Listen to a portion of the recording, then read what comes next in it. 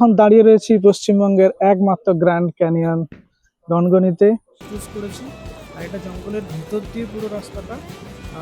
দেখো, দেখুন চারিদিকে লাল মাটির বিশাল বিশাল খাদ, প্রত্যেকটার নাম দেওয়া আছে। এখানে কংসাবতী, ওটা ডুলুং, ওখানে শিলাবতী। এখন আমরা এখান থেকে যাব সর্বমঙ্গলার। প্রকৃতি যখন নিজের হাতে শিল্প তৈরি করে তখন তার নাম হয় গনগনি। লাল মাটির বুক চিরে তৈরি হওয়া এই বিস্ময় দেখতেই আজকে আমরা যাচ্ছি গনগনির উদ্দেশ্যে। চারিদিকে সবুজ আর শিলাবতী নদীর তীরে গড়ে ওঠা এই লাল মাটির স্তূপা আর আজ দেখবো কেমন লাগে। চলুন তাহলে দেখে নেই প্রকৃতির হাতে তৈরি করা এই সুন্দর দৃশ্য।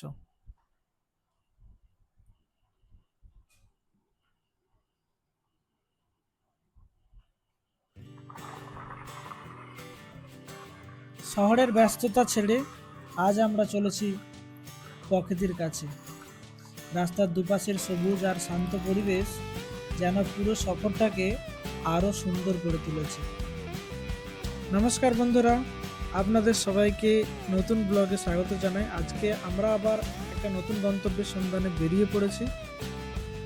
আমরা এখন যাচ্ছি ঘাটাল থেকে গনগনির উদ্দেশ্যে, যেটা বাংলার একমাত্র গ্র্যান্ড ক্যানিয়নও বলে থাকে।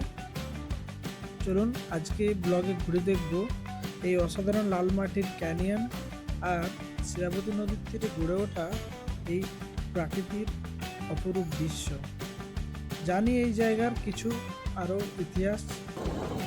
ঘাটাল থেকে গনগনির দূরত্ব হচ্ছে 50 কিলোমিটার, আর আমরা যাচ্ছি এখন চন্দ্রকোনা টাউন থেকে রসকুণ্ড রাস্তা দিয়ে। এই রাস্তাটা বাস খুব কম চলে, তো আমরা যানজট এড়ানোর জন্যই এই রাস্তাটা চুজ করেছি। আর এটা জঙ্গলের ভিতর দিয়ে পুরো রাস্তাটা। দেখো পরিবেশটা চারিদিকে কীরকম লাগছে। চারিদিকে পুরোটাই জঙ্গল, বসতি খুব কমই রয়েছে। তো আমরা এখন যাচ্ছি এই রুটেই। এটা সোজা গিয়ে উঠবে গড়বেত, যেটা চন্দ্রকোনা রোড থেকে গড়বেতার উদ্দেশ্যে যেই রাস্তাটা যাচ্ছে সেই রাস্তার মাঝে এটা উঠবে। যারা ঘাটাল থেকে যাবে তারা এই রাস্তাটা ইউজ করতে পারো। রাস্তাটা অনেকই সুন্দর, অনেক ভালো। তো তোমরা এই রুট ধরে যেতে পারো, আর এই রুটটা অনেকটা শর্টকাটও হয়। আমরা এই জন্যই এই রুটেই আসছিলাম, অনেকটা যানজটও কম থাকে আর শর্টকাটও হয়। দেখো আমরা এই মেন রোডের কাছে চলে এসেছি। এখান থেকে আমরা নেব রাইট, মানে লেফটে গেলে চন্দ্রকোনা রোড পড়বে আর রাইটে গেলে তোমাদের পড়বে গড়বেতা। তো আমরা যাব গড়বেতার উদ্দেশ্যে, রাইট নিয়ে নিলাম। এখন এখান থেকে বেশি দূর না, প্রায় কাছাকাছি, খুব বেশি দূর এখান থেকে লাগে না, জাস্ট 4-5 কিলোমিটার। তারপরে এই গড়বেতা, গড়বেতা থেকে কিছুটা ভেতরে, কিছুটা বলা ভুল, ওখান থেকে আরও 4 কিলোমিটার ভেতরে গনগনি শিলাবতী নদীর তীরে।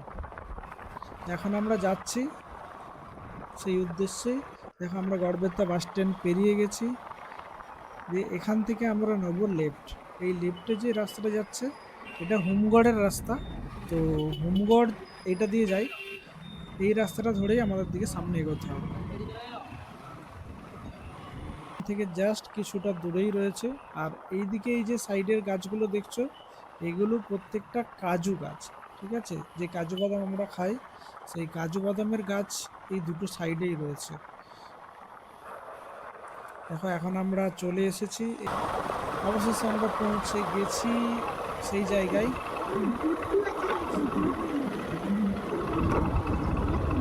এখানে আমরা পার্কিং করবো গাড়ি, তারপর ঘুরে দেখবো।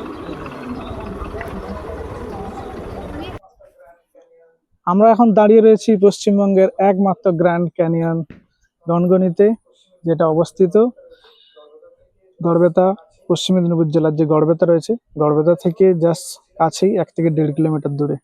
আর এইদিকে দেখো, এটা হচ্ছে শিলাবতী নদীর ধারে অবস্থিত।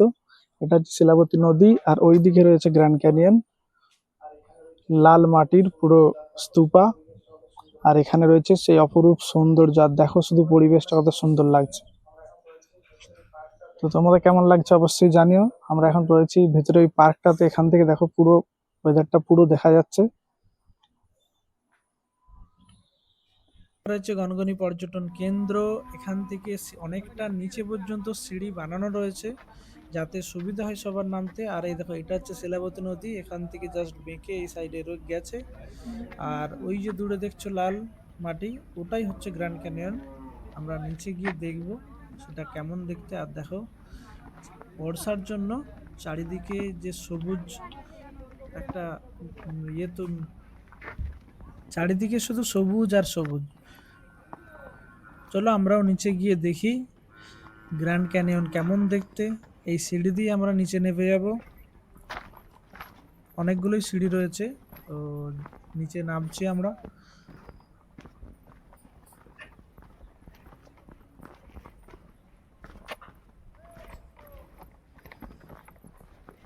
এখন প্রায় অর্ধেকের বেশি আমরা নেমে চলে এসেছি, আর কিছুটা নামলেই আমরা পৌঁছে যাব।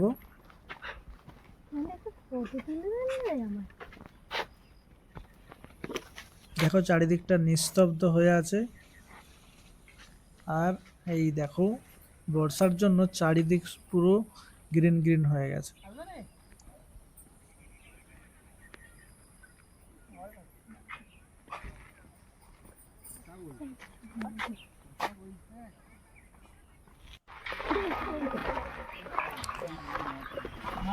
দেখুন চারিদিকে লাল মাটির বিশাল বিশাল খাদ। প্রকৃতি নিজের হাতে তৈরি এক অনন্য শিল্পকর্ম। বর্ষার সময় সবুজ আর লাল মাটির এই মিশ্রণ গনগনিকে আরো সুন্দর করে তোলে।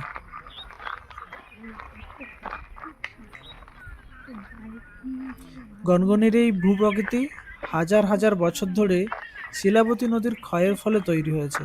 তাই এই জায়গাটি শুধু পর্যটকদের কাছে নয়, ভূতত্ত্ববিদদের কাছেও একটি গুরুত্বপূর্ণ জায়গা। এখন আমরা ওখান থেকে চলে এসেছি ওপরে।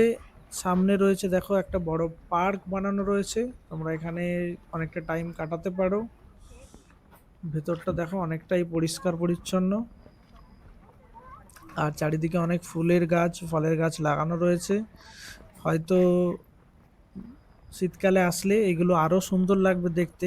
আমরা যেহেতু বর্ষাকাল এখন, আমরা এই সময় এসেছি, তো অনেক গাছে ফুল রয়েছে, অনেক গাছে ফুল নেই, বাট চারিদিকটা অনেকটাই পরিষ্কার পরিচ্ছন্ন। দেখো এখানে কিছু কটেজও বানানো রয়েছে।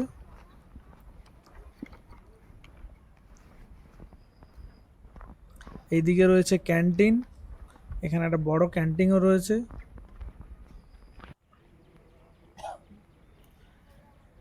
আর এইখানে পার্কে বাচ্চাদের জন্য খেলাধুলার জন্য সবকিছু বানানো রয়েছে। আর এই রাস্তাটা যাচ্ছে ভেতরের দিকে, ওখানে রয়েছে একটা ওয়াচ টাওয়ার। আর এইটা যাচ্ছে ওয়াচ টাওয়ারের দিকে। আর এইদিকে দেখো সাইডে অনেক কটেজ রয়েছে। দেখে মনে হচ্ছে অনেকটাই মেনটেন করে চারিদিকটা, অনেকটাই পরিষ্কার পরিচ্ছন্নও রয়েছে।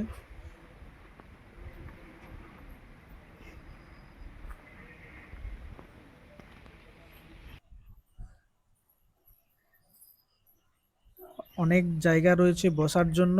আর এখান থেকে ওপর থেকে দেখো দেখা যাচ্ছে এই শিলাবতী নদী।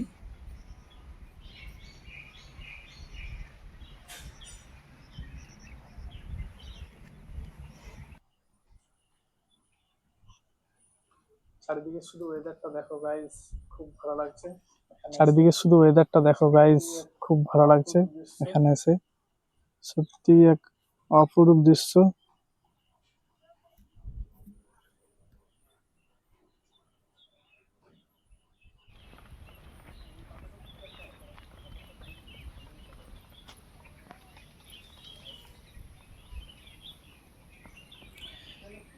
সত্যি প্রকৃতির এই সৌন্দর্য চোখে না দেখলে বিশ্বাস করা খুবই কঠিন।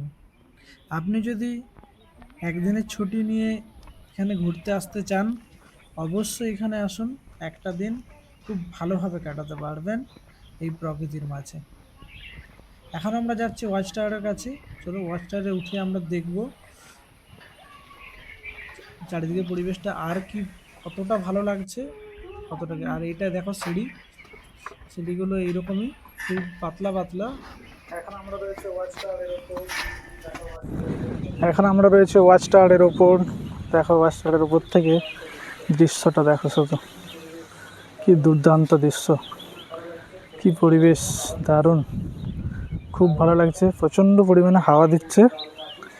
আর এই দেখো এই যে লাল মাটি, এইগুলো হচ্ছে গ্র্যান্ড ক্যানিয়ন। এই দিকেও রয়েছে, আর এর ঠিক উল্টো দিকে, মানে ঠিক ওই সাইডেও রয়েছে দূরে। দেখো এখন আমরা আছি ওয়াচ টাওয়ারটার ওপর, চারিদিকটা ঘুরে দেখাচ্ছি। চারিদিকের দৃশ্যটাই সত্যি অনেক, চারিদিকে শুধু সবুজ সবুজ জঙ্গল, খুব ভালো লাগছে। আর ওয়েদারও অনেক ভালো আছে। তো গাইস, অপরূপ দৃশ্য। তোমার কেমন লাগছে বলো? খুব ভালো লাগছে। খুব ভালো লাগছে। হাওয়াটা কেমন? দারুণ হাওয়াটা, খুব ভালো লাগছে জায়গাটা। আর বলো। আর কি, তোমরা এসো, তোমরা এসে একবার ঘুরে যাও, খুব ভালো জায়গা, খুব সুন্দর। ওয়াচ টাওয়ারে উঠলে তোমরা চারিদিকের পরিবেশটা উপর থেকে পুরো দেখতে পাবে। এখানে শুধু সিঁড়িটা দেখো গাইস, সিঁড়িটা গোল গোল করে ঘুরে ঘুরে নামছে। এখন আমরা এখান থেকে নেমে যাচ্ছি। বর্ষাকাল, সেই জন্য এখন পর্যটন অনেকটাই কম রয়েছে, কিন্তু প্রকৃতি যদি সুন্দরটা দেখতে তোমরা খুব ভালোবাসো, তো তাহলে এই সময় আসাটাই বেস্ট হবে। আর এই সময় পর্যটন কম রয়েছে, তো ভালোভাবে জায়গাটাকে দেখতে পারবে। আর অন্য সময় আসলে অনেকটাই ভিড় থাকে এখানে।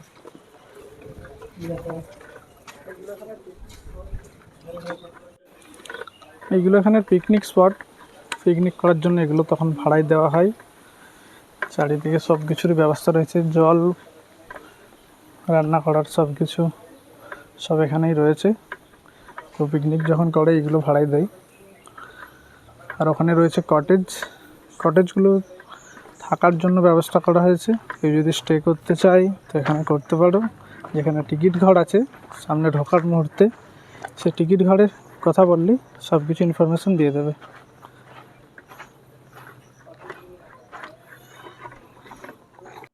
কটেজগুলো দেখো, সত্যিই খুব সুন্দর সাজানো গোছানো।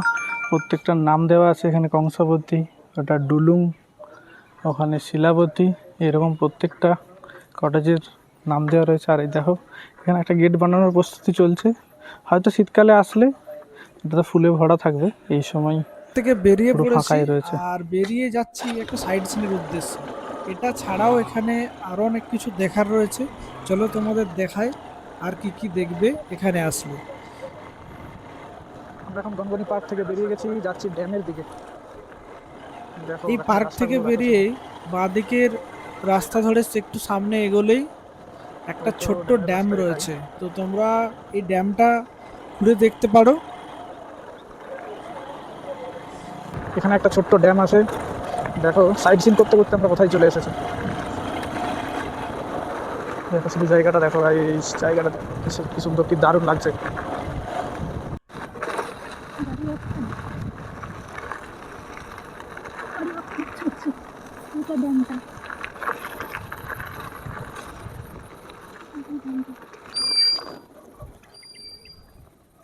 এটাই হচ্ছে ড্যাম, দেখে নাও।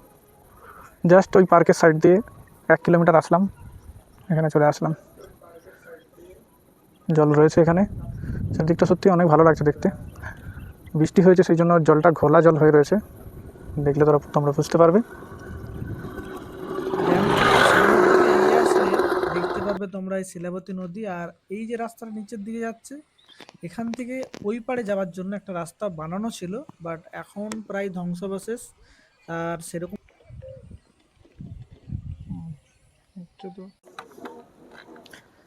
এটা হচ্ছে অফবিট, অফবিট পয়েন্টের ঘোড়ার মজা। রাস্তা দেখো, কতটা খারাপ, উঠাতে পারবে তো? আর জায়গাটা দেখো শুধু, দারুণ।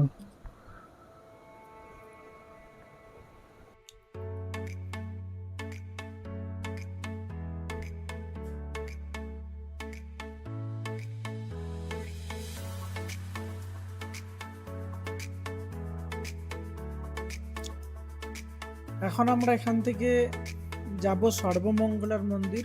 এখানে আর একটা সাইড সিনের জায়গা সর্বমঙ্গলার মন্দির। ওখানে গিয়েও তোমরা অনেকটা টাইম স্পেন্ড করতে পারো, মন্দিরে পুজো দিতে পারো। তো আমরা এখন এখান থেকে যাচ্ছি সর্বমঙ্গলা মন্দিরের দিকে।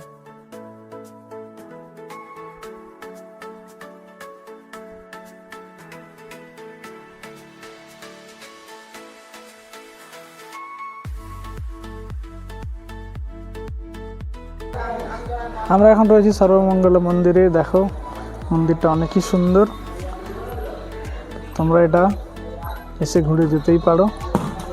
সত্যি অনেকটা ভালো আর অনেকটা বড়ই মন্দির। দেখো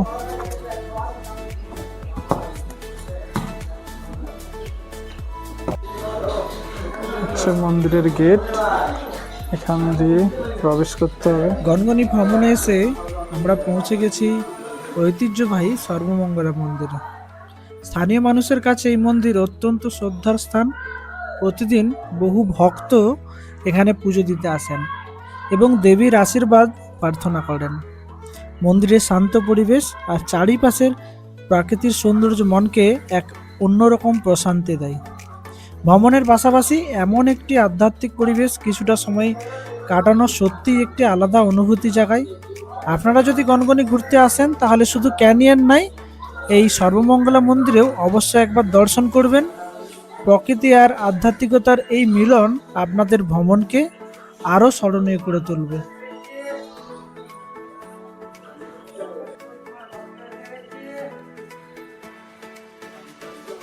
পৃথিবীর সব সুন্দর জায়গা খুব দূরে হয় না, অনেক সময় আমাদের নিজেদের জেলার কাছেই লুকিয়ে থাকে। সেই অজানা সুন্দর জায়গাগুলো আপনাদের সামনে তুলে ধরাই আমার উদ্দেশ্য। ভিডিওটি যদি ভালো লেগে থাকে অবশ্যই লাইক করবেন, শেয়ার করবেন এবং কমেন্ট করবেন। আজকের মতো ব্লগ এখানেই শেষ করছি। আবার দেখা হবে নতুন কোনো গন্তব্যে, নতুন কোনো ভ্রমণের গল্প নিয়ে। ততক্ষণ পর্যন্ত ভালো থাকুন, সুস্থ থাকুন। ধন্যবাদ।